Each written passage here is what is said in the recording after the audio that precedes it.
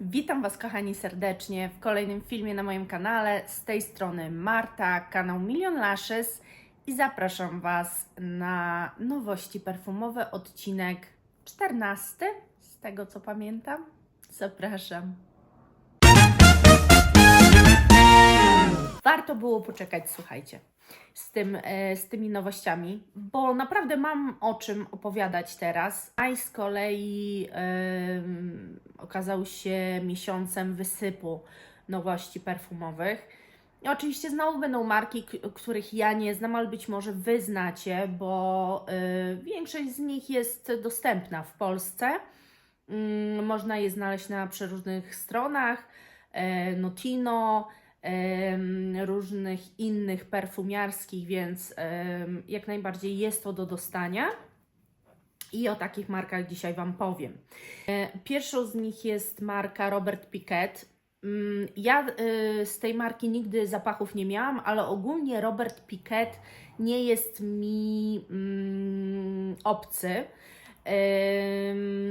Ale jeżeli chodzi o zapachy, nigdy w życiu nie wąchałam żadnego. Po prostu dosyć sporo swego czasu o Robercie Piquecie czytałam, bo jest to też marka wywodząca się z mody. Ja kiedyś tak trochę tą modą się interesowałam. Nie jakoś bardzo, ale jednak lubiłam różnego rodzaju przeglądy modowe i o Robercie często słyszałam. Także on teraz, nie wiem, czy to jest jakby marka już tylko perfumowa, czy podzielił markę perfumową na markę odzieżową. Nie wiem, już w to nie będę wnikała, słuchajcie. W każdym razie on wydał nowy zapach i jest to flanker. On sam w ogóle opisuje go jako flanker. Jest to Fracas Eau Fraiche. Podstawowa wersja, słuchajcie, Fracas jest bardzo bogata w nuty. To jest taka wersja typu nadziabam co się da i zobaczymy, co z tego wyjdzie. Ta podstawowa wersja Fracas jest taką wersją bardzo mocno kwiatową i owocową jednocześnie, bo otwierają tę kompozycję podstawową owoce. I generalnie nuty się pokrywają, z tym, że w tej pierwszej wersji jest dużo ich więcej niż teraz w tej, bo ta wersja została okrojona. Myślę, że bardzo fajnie okrojona, bo ona otwiera się cytrusami, później przechodzi w taki ciepły jaśmin, taką mocną, gorącą tuberozę i gardenię, czyli wchodzimy do takiego ogrodu bardzo mocno pachnącego kwiatami. Jeżeli ktoś nie lubi, bo tuberoza jest, słuchajcie, bardzo mocno określająca, bardzo intensywna, więc jeżeli ktoś nie lubi takiego zapachu, to nie jest na pewno dla niego, bo jest to w sercu, więc będzie raczej ten taki kwiatowy sznyt i taki bardzo mocno kwiatowy sznyt wyczuwalny przez cały ten zapach. I ma to wszystko siedzieć na piżmie i drzewie sandałowym. Moje jedne z ulubionych w ogóle nut bazowych, dlatego że drzewo sandałowe w ogóle jest piękne i świetnie wzbogaca trwałość zapachu.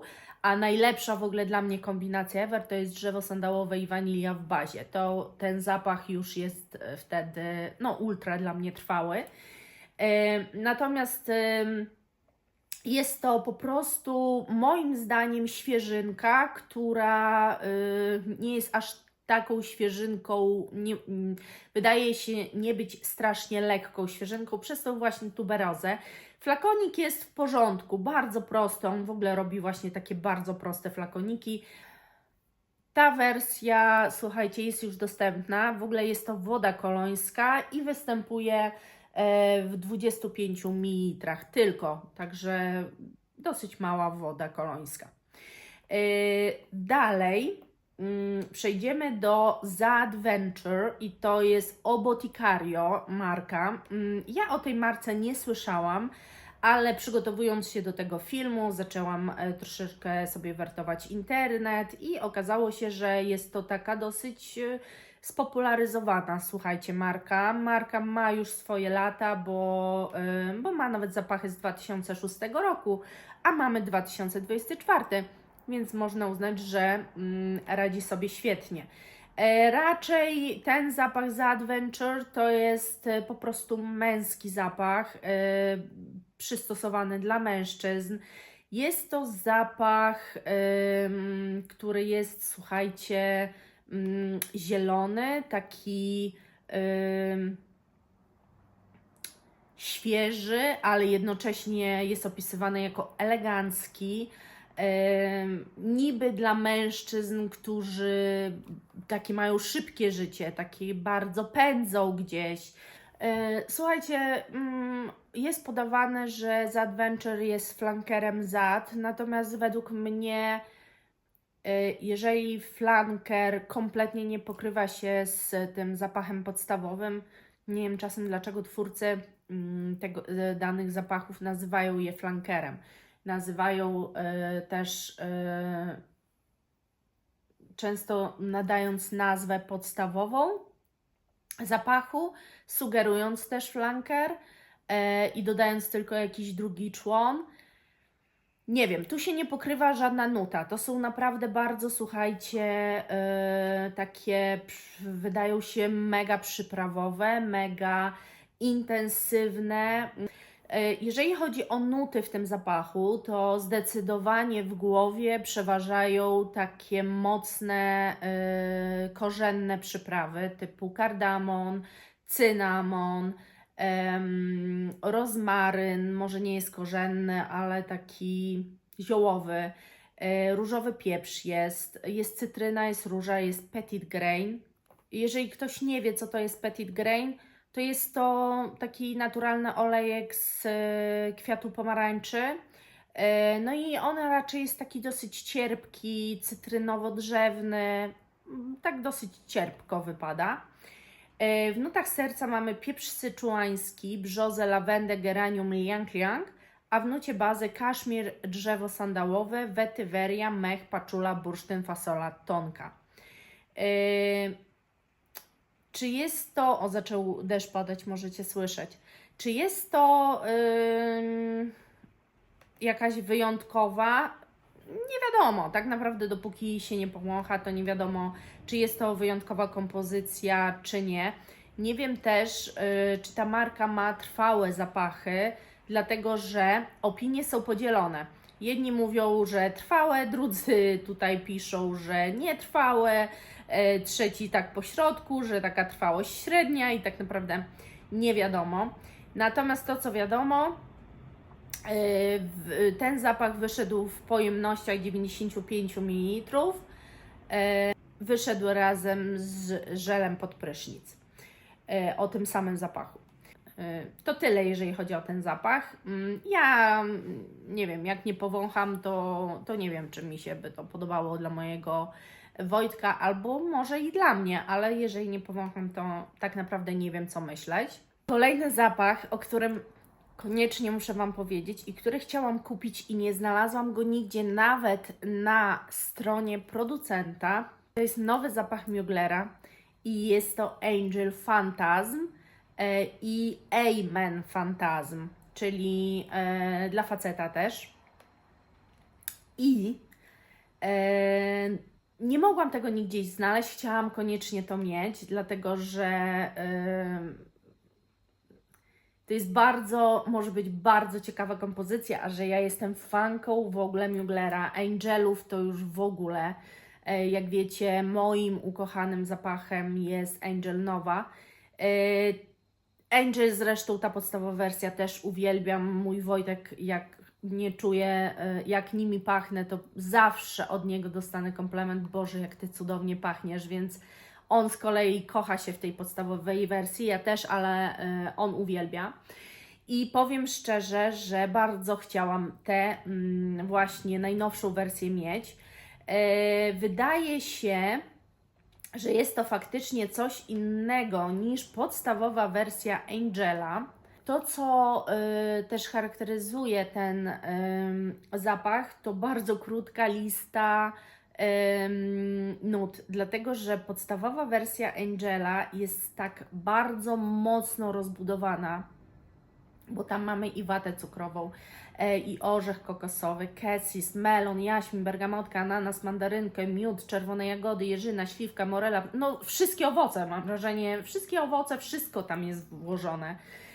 W nutach bazy jest czekolada, karmel, wanilia. Wszystko mam wrażenie, że jest do tego Angela podstawowego włożone, a mimo wszystko on dla mnie, mimo tylu słodkości, które tu jest, w ogóle dla mnie słodko nie wybrzmiewa. I Fragrantica też ten podstawowego Angela opisuje jako słodki. Dla mnie to nie jest słodki zapach, dla mnie to jest przyprawowy bardzo zapach. Także no nie wiem, dajcie mi znać, czy macie Angela podstawową wersję i jak dla Was on wybrzmiewa, bo nuty wskazują na bardzo mocno słodki zapach. Dla mnie on w ogóle nie jest słodki. A ten z kolei ma tylko bergamotkę, ananas, tam też był ananas, ale w nutach głowy był kokos, a tutaj jest w sercu kokos. Flor de Tiare. Dla mnie Flor de Tiare to jest taki zapach. Nie wiem, o co tutaj chodzi, bo Flor de Tiare składa się też z kokosa, z innych owoców i jest to nazwa po prostu zapachu. W ogóle jest to zapach marki Adopt Perfumes, nie wiem, czy znacie. Nie wiem, także no nie wiem, o co tu chodzi, dlaczego Mugler tak to określił jako dokładkę zapachu, czy on się posłużył tym zapachem właśnie i włożył go, nie mam pojęcia, ciężko powiedzieć. W bazie jest esencja patchouli, napar z wanilii, bourbon i bursztyn. O Jezu, chcę je mieć. Naprawdę. A najgorsze jest to, że one są generalnie dostępne w 25 ml, 50 i 100, ale na stronie, na której je znalazłam, są po prostu wykupione. Także nie znajdziecie ich do zakupu, bo one zostały wyprzedane wszędzie. Ja jestem w ogóle w szoku i teraz czekam, kiedy nastąpi ten dzień, kiedy po prostu zostaną te magazyny uzupełnione, bo ja ten zapach muszę po prostu mieć, muszę go mieć. Z kolei, słuchajcie, męska wersja tego zapachu to jest bergamotka, cytrusy, różowy pieprz, ciemna czekolada Grand Cru, szałwia muszkatołowa paczula. I ten zapach też chcę dla Wojtka. No po prostu nie wiem, no krzyczy w ogóle do mnie to. I też nie tylko z myślą, że Wojtek tą drugą wersją by się mógł psikać, ja też bym mogła spróbować, bo wydaje się naprawdę to coś niesamowitego. Także ja jestem bardzo zainteresowana i czekam, kiedy magazyny zostaną uzupełnione, żeby to kupić. Następny nowy zapach, słuchajcie, to jest Fantasia Rose Anna Sui. I to jest zapach kwiatowy, strasznie mocno kwiatowy. Ostatnio też chyba Kamila pytała mnie o jakiś zapach kwiatowy. Może byś wypróbowała totalnie inną markę Anna Sui właśnie. Piękne są te buteleczki, bardzo takie wytworne, eleganckie, takie inne, niesamowicie wymyślone. I tutaj są, to może być naprawdę fajny zapach, dlatego że w nutach serca są nuty wodne z geranium i różą. Co to może dać? Ogromną taką świeżość temu zapachowi, z tym, że zawsze zaznaczam, że jeżeli jest róża w zapachu, to bardzo duże prawdopodobieństwo jest tego, że będzie ten zapach wybrzmiewał mydlanie. Z kolei tu w bazie jest wetyweria, co da ostrości i takiej troszeczkę męskiej natury temu zapachowi. I jest drzewo bursztynowe. Przez to myślę, że róża nie będzie tu wybrzmiewała mydlanie, a z kolei w nutach głowy, czyli takie otwarcie tego zapachu, to są cytrusy, bergamotka, dzikie jagody i ambrette. Także myślę, że to może być ciekawy zapach. Oczywiście znowu ciężko coś powiedzieć, ale jeżeli miałabym przeczytać, jak opisuje to producent, to już Wam mówię. Producent opisuje ten zapach w ten sposób. Igraj na pachnącym polu, gdzie róże zawsze kwitną i są jasne. Odkryj wymarzony krajobraz, wypełniony słońcem, niczym różowo-złoty brokat i zakochaj się w tym urzekającym zapachu. Oczywiście opisy oni to potrafią tworzyć, natomiast na ile to w ogóle jest to, co byśmy my wyczuli. I teraz jeszcze bardzo ważną rzecz Wam powiem. To jest flanker. To jest flanker zapachu z 2017 roku. Ten zapach jest jako woda toaletowa, nie woda perfumowana, występuje w 300 ml i jest już dostępna. Także jeżeli ktoś jest zainteresowany, to ten flanker od tej podstawowej wersji różni się tylko tak naprawdę różą. Więc jest naprawdę flankerem, a nie totalnie nowym zapachem, jak w przypadku, według mnie, na przykład ZAD Venture. Dla mnie to śmieszne jest nazywanie tego flankerami, bo tu nie nastąpiło tylko dodanie czegoś, żeby troszkę poprowadzić zapach w inną stronę, ale totalnie stworzenie nowego zapachu, więc ja w takich momentach nie nazywam tego flankerem, mimo że producent to nazywa. Tu faktycznie jest to flanker. Idźmy dalej. Na tych targach Essence zapachowych, perfumowych była taka marka Ultimo Sole i ona jest starą marką odtwarzającą stary zapach. Ona odtwarza zapach Panamy z 1924 roku i moim zdaniem, z tego jak czytam o tym zapachu, tak bardzo jako ciekawostkę Wam to w ogóle podam, ponieważ to jest dosyć vintage'owy zapach, utrzymany cały czas też w tej vintage'owej odsłonie. Troszeczkę bardziej dodane jest jakaś tam świeżość, jest też słodycz wanilii. Jest to utrzymane w takim, słuchajcie, słodko orzeźwiającym, ożywczym stylu.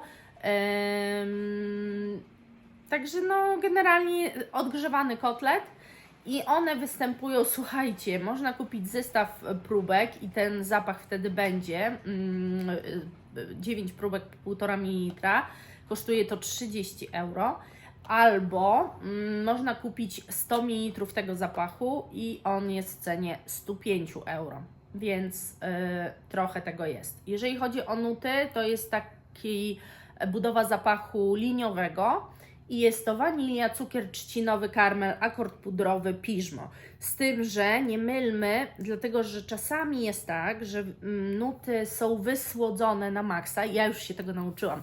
Nowości perfumowe mnie, słuchajcie, nauczyły tego, że czasami to, co czytamy w nutach, jakby jest tam dużo więcej do wyczucia, bo to są zapachy w większości syntetyczne, o których ja Wam mówię, i syntetyki są takie, że każdy prowadzi syntetyk w kierunku, w którym chce. Wanilia nie musi pachnieć stricte wanilią, a karmel też nie musi pachnieć stricte karmelem. Jest to tak po prostu przez twórcę opisane.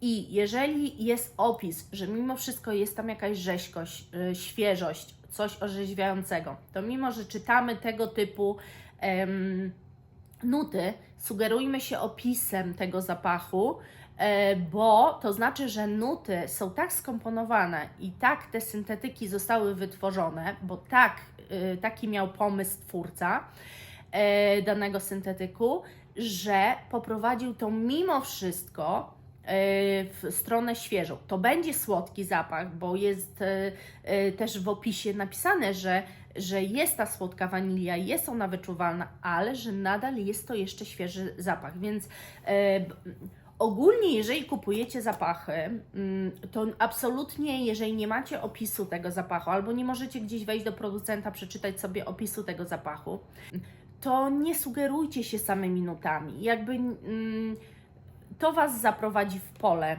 moim skromnym zdaniem, więc tak, takie jest moje zdanie. Dalej. To tylko była taka, wiecie, info. Natomiast teraz to jest coś kozackiego. Marka Fendi, ogólnie Fendi najbardziej jest znane z torebek, jest to marka luxury, no i stworzyła kolekcję zapachów. Wymyśliło 7 zapachów i rusza z 7 naraz. I słuchajcie, moim zdaniem skromnym to będzie coś tak trochę niedostępnego, może inaczej. To będą zapachy moim zdaniem dostępne tylko tam, gdzie będzie Fendi, czyli zrobią prawdopodobnie coś podobnego, co zrobiło Louis Vuitton, czyli generalnie nie kupicie nigdzie Louis Vuitton poza Louis Vuitton. I tu raczej będzie coś takiego. Mają to być, słuchajcie, letnie raczej zapachy. W ogóle Fendi w przyszłym roku będzie obchodziło stulecie marki, więc na stulecie, przed stuleciem już wypuszczą swoje zapachy. Te zapachy w takim ogólnym dostępie marki Fendi, czyli w obrębie wszystkich butików, sklepów online Fendi, będą dostępne 20 czerwca, czyli tak naprawdę od momentu jak Wy oglądacie, no niecały miesiąc. Będą występowały w 10 i w 100 ml i będzie można kupić wszystkie 7 w takiej pojemności.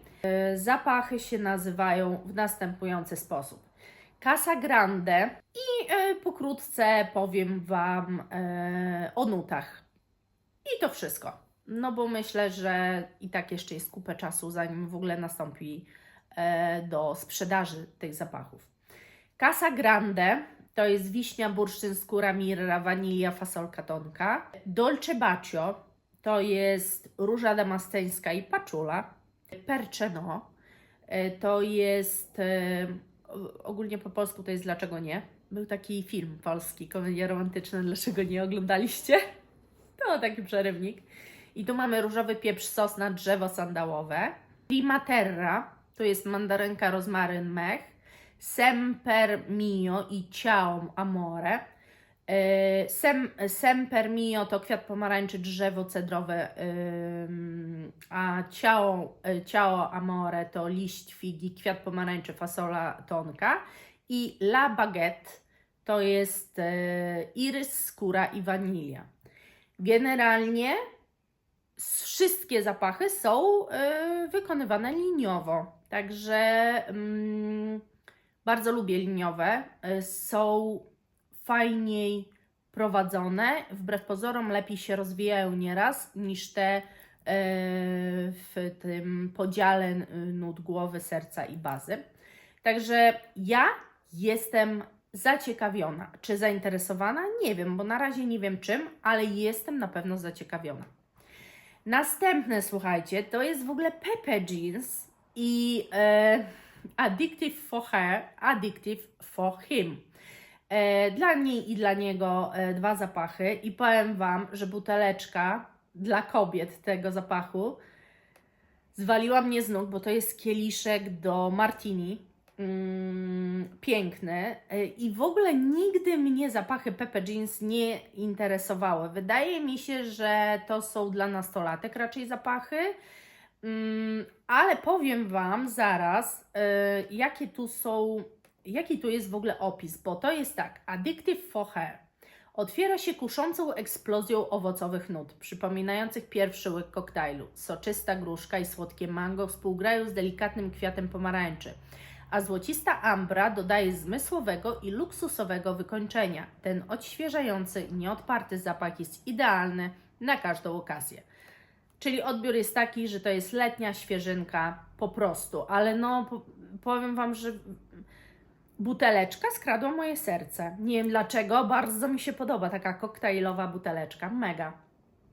A dla facetów to jest shaker, w którym mieszamy i robimy drinki, więc też bardzo fajny pomysł. I dla facetów opis tego zapachu jest taki. Urzeka kontrastową mieszanką aromatycznej świeżości i skórzanej zmysłowości. Otwiera się orzeźwiającą świeżością grejpfruta, połączoną z ciepłym cynamonem. Serce odsłania harmonijną mieszankę lawendy i geranium skontrastowaną ze skórzaną facetą, która emanuje uwodzicielską, niemal pierwotną siłą. Dopełnieniem tej nieodpartej kombinacji jest słodkie bogactwo fasoli tonka, tworząc zapach, który jest rozkosznie i intensywnie uzależniający. Powiem szczerze, że opis daje do myślenia, daje. Ogólnie w nutach głowy jest, że jest jeszcze szałwia, ale według mnie nie jest ona wyczuwalna, bo nie jest w opisie, więc chyba nie jest wyczuwalna. A jeżeli chodzi o damskie, to jest bursztyn, ale też chyba nie za mocno jakiś wyczuwalny. Nie wiem, może tylko dodaję czegoś, bo jest bursztyn, ale on nie jest jakoś wymieniany w tym opisie, więc albo nie jest wyczuwalny, albo tylko zmienia jakąś nutę na może bardziej intensywną, albo bardziej ułożoną, albo ją po prostu tak, wiecie, ugniata. Coś w tym stylu. Także tak by się prezentowało Pepper Jeans. No dajcie znać, czy kiedykolwiek mieliście coś z tej marki, jakieś zapachy, czy one są w ogóle trwałe, jak tam jest z tym wszystkim. Dalej to jest Kenzo. Kenzo znowu wypuszcza dla mężczyzn zapach, jest to Santal Marine. Ogólnie słuchajcie, to jest takie, czasami mam wrażenie, odgrzewanie non-stop tego samego kotleta, dlatego że jakby nawet to nie to, że flankery, Kenzo uparło się na ten zapach i permanentnie nim szafuje. Od tak naprawdę 2021 ten zapach otrzymał już 3 odsłony, czyli jakby co roku inna odsłona i to jest kolejna już, 4. odsłona tego zapachu.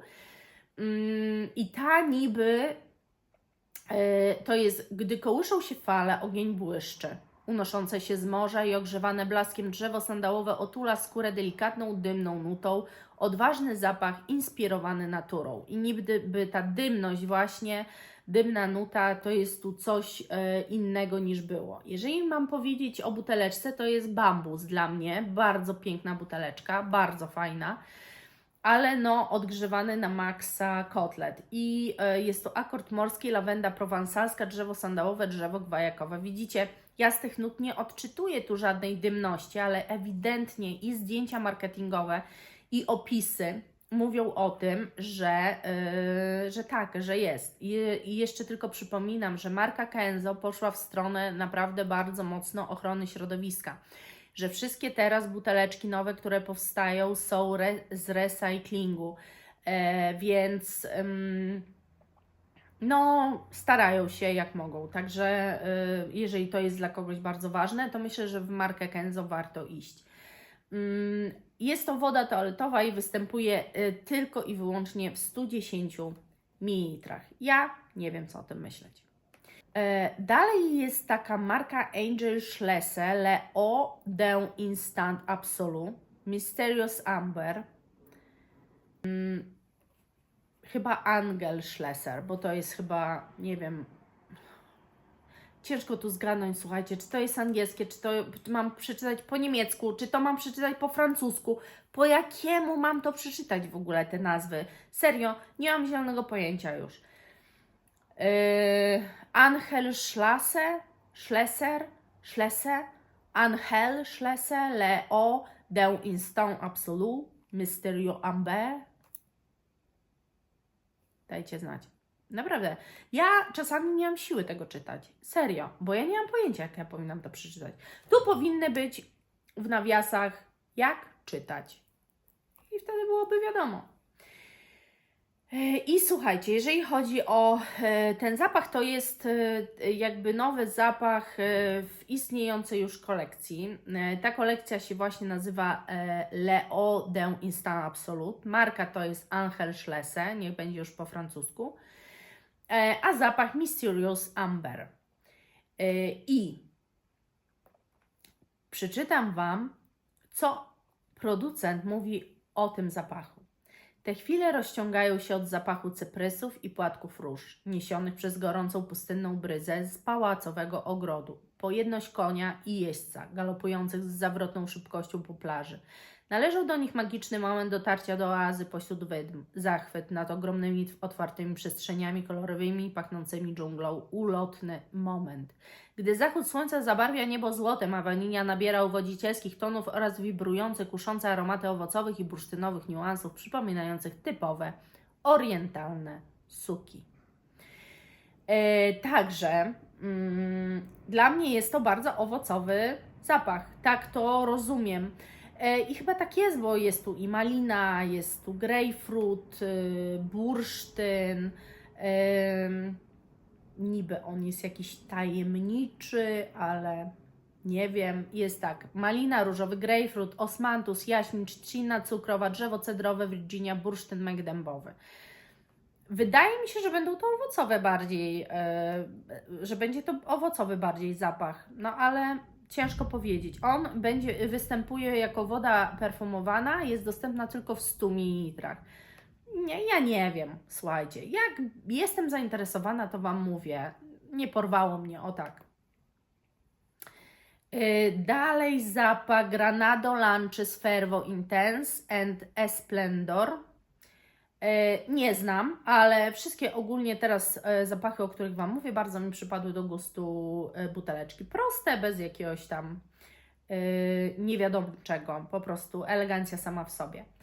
I już Wam mówię, ponieważ to jest, słuchajcie, marka z Francji i ona tworzy strasznie takie ponoć zapachy związane z kulturą brazylijską. Ta marka jest już 100 lat, a ja jej nie znam, no ale ja wiele rzeczy jeszcze nie znam, wszystko przede mną. I to jest w ogóle kolekcja cała zapachów vintage, także ten zapach doszedł do tej kolekcji i on ma bardzo vintage'owe brzmienie, też wygląda dosyć vintage'owo, natomiast to jest ta orientalna gourmand jest wzmocniona nutami kakao, kultowych brazylijskich składników, które nadają temu dziełu bogatą i subtelną złożoność. Toast za życie i oda za tętniące życiem kulturę Brazylijczyków. Dzięki pasji świętowania, ciepła i uczucia każde spotkanie staje się wydarzeniem. Zainspirowany ikonami Brazylii, Fervo Intenso Granado łączy słodycz kakao z ciepłem nut kaczaka. Ta wyjątkowa kreacja równoważy nuty likieru i gourmand z pikantnością miry i drzewa sandałowego. Moim zdaniem będzie bardzo vintage'owy. Nuty głowy pomarańcza, pomelo, bergamotka, nuty serca kaczaka, cedr, irys i podstawa kakao, mira, drzewo sandałowe. Czyli wszystko tu, co jest w nutach, zostało w tym całym opisie, że my to niby czujemy. Natomiast dla mnie będzie ono wybrzmiewało dosyć vintage'owo. Tak mi się wydaje, jak właśnie taka stara kompozycja. Ale czy tak jest, no to trzeba by było oczywiście spróbować, bo ciężko tu cokolwiek powiedzieć. Natomiast powstały dwa zapachy. Jest jeszcze Esplendor Granado, bo to, o którym Wam teraz powiedziałam, to było Fervo Intense. A jest jeszcze drugi zapach, Esplendor Granado. Nawet nie wiem, czy na początku Wam to powiedziałam, że to dwa zapachy, bo sama nie zauważyłam dopiero teraz. I ten drugi zapach, słuchajcie, jest już bardzo kwiatowy. Jest to zapach, który tworzy świetlistą aurę i nigdy nie przestaje olśniewać. Jak wspaniałe nakrycie głowy z piór i cekinów, które zdobi strój karnawałowej tancerki. Czyli jednak vintage'owo. Oba te zapachy można znaleźć w pojemności 75 ml. Oba zapachy są wodami perfumowanymi, ale można je kupić tylko na oficjalnej stronie marki i z tego co wiem, ta marka bez problemu wysyła do Polski, więc nie widzę tu problemu z zakupem tych zapachów, jeżeli ktoś lubuje się vintage. Dalej to jest marka Urbis Parfum i zapach, coś o nich słyszałam, słuchajcie, Traveling to Cuba. Generalnie oni robią bardzo mocne, drzewne, z tego co tak sobie poczytałam, zapachy takie konkretne, o tak bym to ujęła. robią zapachy bardzo kulturowe. Oni starają się w butelce zamknąć tak naprawdę esencję danego miasta czy danego państwa. I tutaj to jest zaproszenie do odwiedzenia Kuby, kolebki tytoniu, aby poczuć zapach luksusowych kubańskich cygar. Podobnie jak drogie kubańskie cygara, zapach Kuba marki Urbis Parfum wyróżnia się luksusowym aromatem, wyjątkowym wśród innych zapachów tytoniowych. Czyli myślę, że kobiety się nie będą lubowały w tym zapachu, będzie to raczej zapach dla mężczyzn, chociaż kobieta ponoć go stworzyła. Natomiast jeżeli ostatnio ktoś mnie pytał o Tobacco Vanille Toma Forda, właśnie chyba Kamila mnie pytała, czy znam zapach Tobacco Vanille. Nie znam, jeszcze nie wąchałam nigdy go, ale właśnie ten zapach, o którym Wam teraz mówię, nowy, ponoć bardzo mocno przypomina właśnie Tobacco Vanille od Toma Forda. Więc jeżeli ktoś jest fanem Tobacco Vanille Toma Forda, no to jest taki też jakby, nie wiem czy odpowiednik, no jest to coś podobnego po prostu. I teraz tak, ten zapach występuje, to są w ogóle wody perfumowane, ten zapach występuje w 35 ml, tak, tylko chyba, i 80 ml. I powiem Wam o nutach tak szybciutko, że nuty głowy, Boże, pada deszcz, Wy to wszystko na pewno słyszycie, ale po prostu burza jest dzisiaj, straszny, co tu się dzieje. Nuty głowy. Bergamotka, kardamon, goździki, mandarynka i dawana. W nutach serca biały miód, szafran, nuty zielone, cedr i śliwka. W nuty bazy tytoń, miód, wanilia, fasolka tonka, akord z pakoszy, nuty drzewne, skóra i łód. Widzicie, co czasami te nuty są tak napisane, kto to wie, co ten poeta miał na myśli. Nuty, akord z makoszy. Nie mam pojęcia, co to znaczy. Dalej, Viktor & Rolf znowu wychodzi ze swoją nowością dla panów i to jest Spice Bomb Dark Leather, czyli bardzo skórzany zapach w tej swojej formule granatu właśnie. I jest to flanker, słuchajcie, więc porównam Wam może do tego Spice Bomb i już Wam mówię. Nie pokrywa się praktycznie nic, jeżeli chodzi o nuty głowy i serca. Baza się pokrywa, tam w tamtej jeszcze wersji podstawowej była vetiveria, tutaj już tej vetiverii nie ma. Natomiast w tej jest w głowie czarny pieprz, tam był różowy i gałka muszkatołowa, tutaj jest też kadzidło i cynamon. No tamta wersja to jest totalnie co innego, tam były cytrusy, bergamotka, grapefruit, był szafran, papryka, także no nie, generalnie nic tutaj się absolutnie nie pokrywa. Wydaje się to być bardzo mocno, słuchajcie, taki zapach przyprawowy. Jest to też zapach opisywany jako zapach dymny, ale to jest na 100%, bo jest kadzidło, więc jakby tu chyba niczego innego się nie spodziewamy. Inspiracją jest koncepcja nielegalnego spotkania ciemnej skóry z nagą skórą, dlatego zapach ma ujawnić tajemnicze skórzane nuty ukryte za mieszanką dymiącego drewna i ciepłych przypraw. No, generalnie nuty mówią wszystko. Według mnie bardzo przewidywalny zapach, chyba nie dla Wojtka. Także ja raczej pas. Natomiast jeżeli jeszcze chodzi o to, jak on się pojawia, to on się pojawia w 50, 60 i 150 ml jako woda perfumowana. Jest już dostępny do kupienia. No i słuchajcie, jest nowy zapach marki Courrèges, o której Wam mówiłam, jak mówiłam o Discovery Secie, w którym właśnie był zapach Le Messager. I chciałabym Wam powiedzieć, że w koszyku w Douglasie mam dwa zapachy tej marki. Nie jest to akurat Le Messager, bo chciałabym spróbować w ciemno tą markę z czymś innym, z innymi zapachami.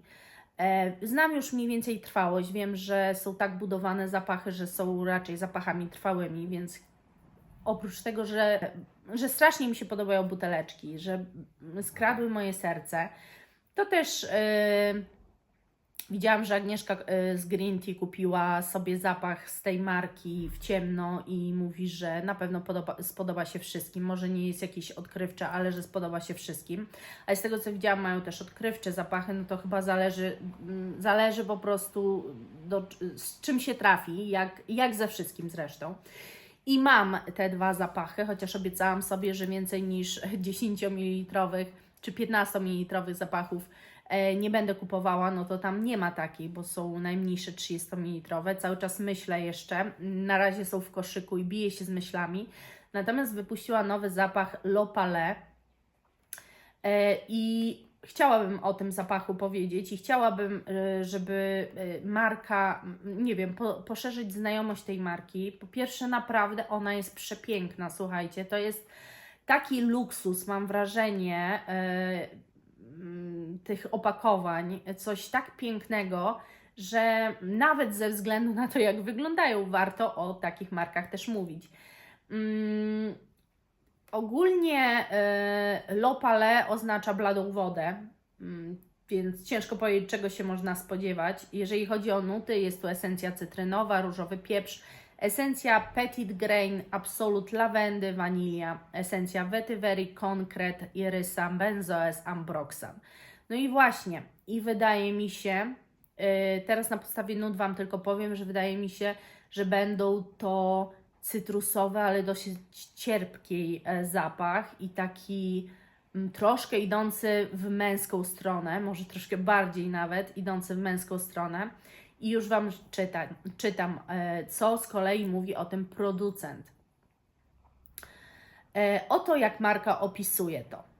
Opowieść o letniej nocy, o podróży powrotnej z plaży pod rozgwieżdżonym niebem. Wspomnienia wyblakłe przez nocną pianę. Ten eteryczny zapach ukształtowany przez zapachowy krajobraz śródziemnomorskiej wyspy.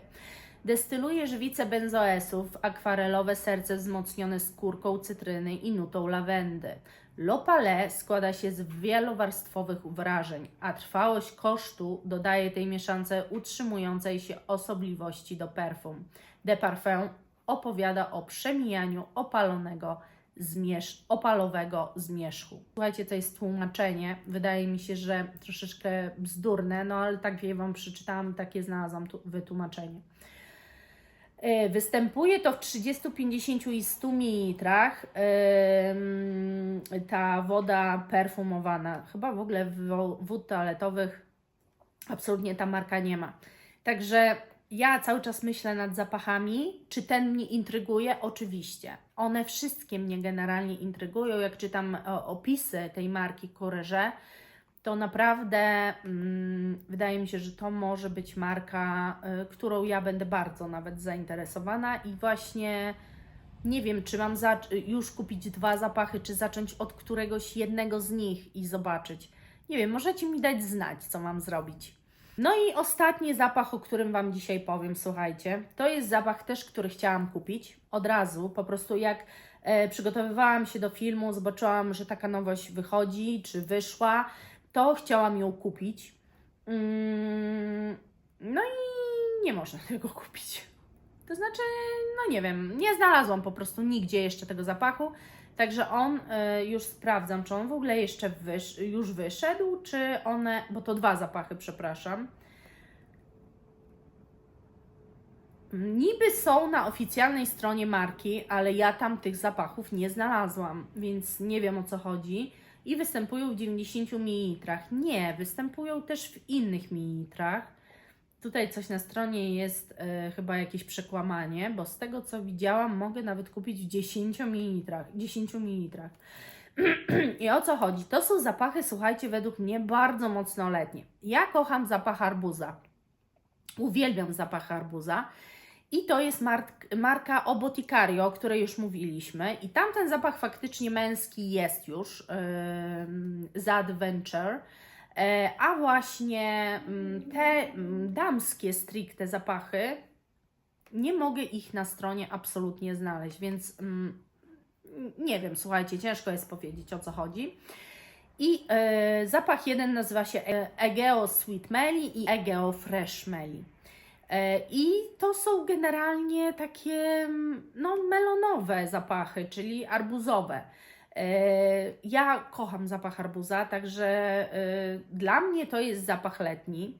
To jest stricte, słuchajcie, taki food zapach, czyli on naprawdę ma wybrzmiewać stricte jak ten arbuz.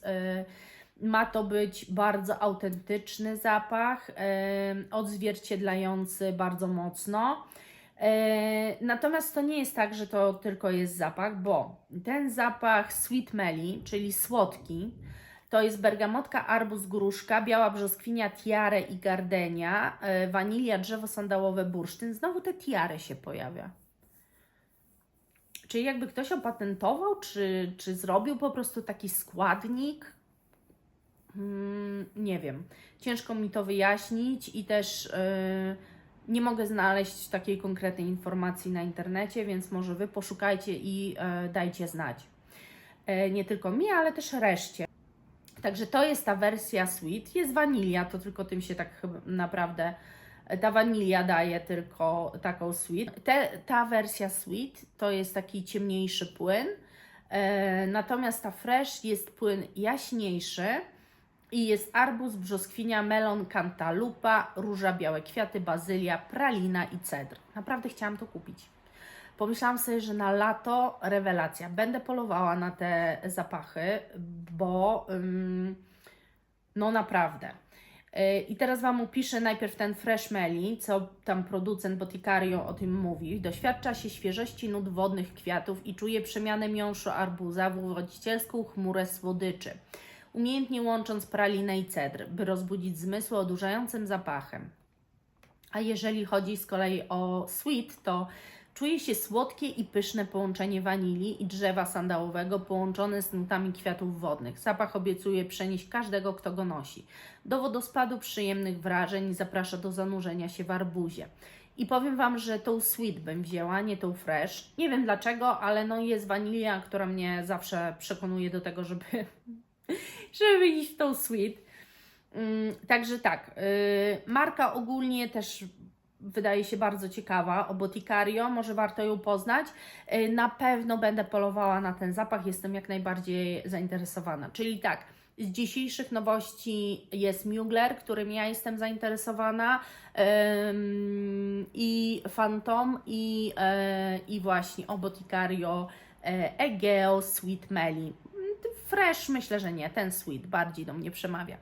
A Wy co byście wybrali? Czy któryś z zapachów byście wybrali? Czy coś do Was przemówiło albo powiedziało, że fajnie by było sprawdzić, ile kosztuje i co to dokładnie tak jest? Może tak sami byście chcieli się zagłębić i poznać bardziej jakąś markę? Dajcie mi koniecznie znać. Ja się dzisiaj nagadałam jak wariatka. Dziękuję serdecznie. Buziaczki!